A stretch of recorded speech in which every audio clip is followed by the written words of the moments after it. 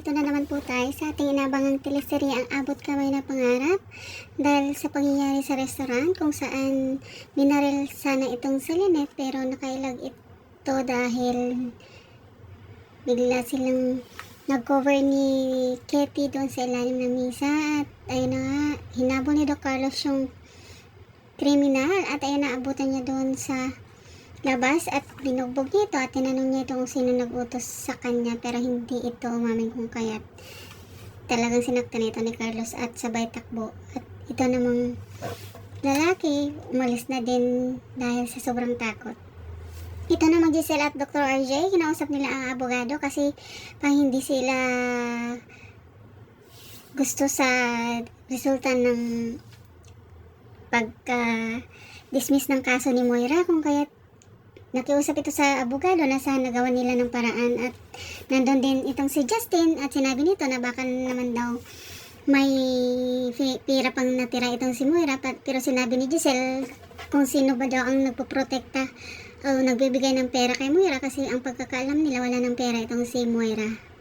At ayun na nga po, syempre itong si Justin pala yung kinukurakot niya doon sa hospital ng Apex, yun ang binibigay nilang suporta kay Moira kasi tinakot sila ni Moira dahil alam na ni Moira ang baho nilang dalawa at para hindi magsumbong itong si Moira sinusunod nila ang gusto ni Moira at iyon na nga halata ni Dr. RJ na parang masama ang pakiramdam ni Giselle kung kaya sinabi nito na umuwi muna ito para magpahinga at tamang may tumawag kay Justin, walang iba kundi si Moira at nagpaalam ito kunwari na punta muna siya sa toilet at ayun na nga, sinagot niya yung tawag ni Moira at sinabi ni Moira na nakawin daw ni Justin yung cellphone ni Giselle kasi may binabalak ito pero parang nagdadalawang isip itong si Justin pero sinabi nito na kung hindi niya daw gagawin baka magsusumbong itong si Moira kung kaya't nagbalik niya doon sa opisina at nag-offer pa ito na siya na lang daw ang magdala ng mga gamit ni Giselle pero may iba itong binabalak. At ayun na nga, nakuha niya yung cellphone ni Giselle at may noto si Moira na i-text itong si Lynette. At ayun, ginawa naman itong ni Justin. Ayun, tamang nagkukunwari lang naman itong si Justin na bait-baitan pero talagang nasa loob din ang kulo nito. At ayun na nga guys, ito namang si Lynette. Nagkwento doon sa kina Annalyn tungkol sa nangyari sa kanya, pati na din sa kay Doc RJ kung kaya worried itong si Doc RJ na kung aalis daw itong si Lynette, kailangan may kasama ito at hindi ito aalis ng walang kasama para mas safe siya dahil kung saang lugar maaligid din itong si Dr. Carlos dahil talagang binabantayan pa rin niya si Lynette.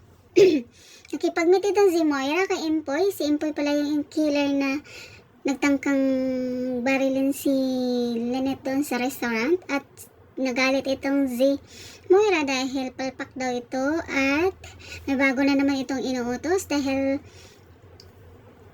bago yon nakatanggap ng text itong si Lynette na gusto makipag-meet si Giselle sa kanya at sabi ni Annalyn kung gusto makipag-meet si Giselle sa kanya dapat may kasama daw siya. Ayaw sana ni Lynette pero napupumilit itong si Annalyn na samahan niya yung kanyang nanay. At ayan na nga, dahil kinausap itong ni Moira itong si Empoy na kriminal at utusan niya ito para makipag-meet kay Lynette dahil ang alam niya maaligid itong si Dr. Carlos sa kay Lynette kung kaya't sinabi niya dito na siguradong nandun si Carlos at ang utos niya ay ipatumba niya si Dr. Carlos dahil alam niyang kung saan si Lynette nandun si Dr. Carlos kung kaya't ayun ginamit niya yung cellphone ni Giselle para i-text itong si Lynette na makipag-meet daw kay Giselle at ayun na nga itong si Zoe excited dahil syempre may date sila ni Dax at nakita siya ni Annalyn at syempre hindi niya sinabi kay Annalyn na kung sino yung lalaki pero halata sa itsura ni Zoe na talagang parang in love talaga siya kay Dax at ayun na nga nung nandun na siya sa bahay ni Zoe doon sila nag-date, may pa-flowers pa itong si Dax, binigyan siya ng flowers at may pasayaw pa silang dalawa at sobrang sweet nila nang biglang may nag-doorbell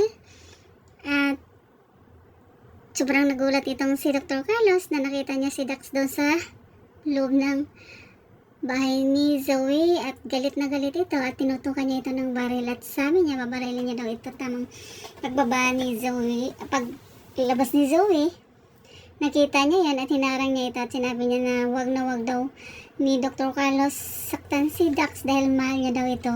At syempre, gulat itong si Dr. Carlos dahil hindi niya akalaing mainlove ang kanyang anak sa isang kriminal. At sinabi din niya na pareho lang daw naman sila. At ayan na nga, sa sobrang inis ni Dr. Carlos, dami niyang sinabi pero wala siyang nagawa dahil wala namang pakialam talaga si Zoe kung ayaw nila kay Dax dahil ang importante ginamit daw niya ang kanyang puso.